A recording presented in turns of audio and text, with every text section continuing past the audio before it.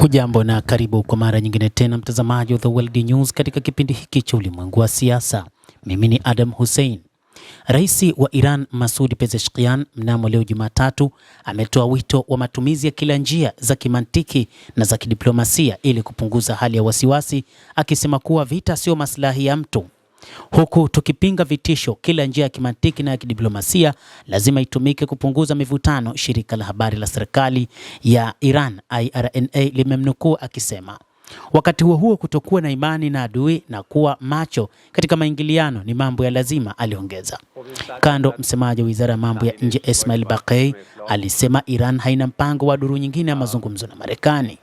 Iran haikubali makataa yoyote katika kufuata maslahi yake ya kitaifa, Baqei alisema katika taarifa iliyobebwa na shirika la habari la nchi hiyo Tasnim. Kulinda maslahi ya kitaifa kutaendelea kwa muda mrefu iwezekanavyo, na katika tukio lolote la Marekani juu ya utawala wa pamoja na utawala wa Israel kutaka kufanya uvamizi ndani ya Jamhuri ya Kiislamu ya Iran, vikosi vya silaha vitajibu kwa nguvu kamili na uwezo wa maamuzi, aliongeza Ismail Baqei.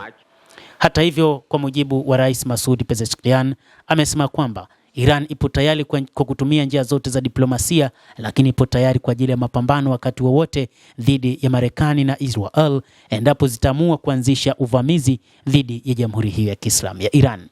Iran imezishambulia meli za Marekani kwa kulipiza kisasi kukamatwa kwa meli yao ya mizigo, ripoti imeeleza. Hata hivyo, Iran imesema itashambulia meli zaidi ikiwa Marekani haitaondoka katika eneo hilo. Wachambuzi wa mambo wanasema kwamba ikiwa kutakuwa na kushambuliana kwa meli kati ya Marekani na Iran, ikumbukwe huo ndio mwanzo wa vita vingine, hata kabla ya kupata maafikiano kutokana na mazungumzo ambayo yanatajwa huenda yangefanyika. Kadhalika, ikumbukwe mnamo Jumatano ya wiki hii ndio siku ya mwisho ya kumalizika kwa usitishaji wa mapigano kati ya Marekani na Israel dhidi ya Iran. Hata hivyo, matamshi yanakuja wakati vyanzo viwili vya Pakistan vinavyofahamu mchakato wa upatanishi vikiambia shirika la habari la Anadolu kwamba ujumbe wa Iran utahudhuria duru ya pili ya mazungumzo na Marekani, lakini Wairani wenyewe wamesema hawataweza kuhudhuria katika duru hiyo ya pili. Tehran na Washington zilifanya duru ya kwanza ya mazungumzo katika mji mkuu wa Pakistan, Islamabad, ambayo yalimalizika bila makubaliano mnamo Aprili 12. Lakini pia walitangaza kusitisha mapigano kwa wiki mbili mnamo Aprili 8 iliyopatanishwa na Pakistan. Usuluhishi huo ulikuja baada ya wiki kadhaa za uhasama ulioanza na mashambulizi ya Marekani na Israel dhidi ya Iran mwishoni mwa Februari. Katika kujibu, Iran ililipiza kisasi kwa kushambulia Israel na nchi zingine za ukanda za Kiarabu zinazohifadhi mali za Marekani, ikiwa ni pamoja na kambi za kijeshi.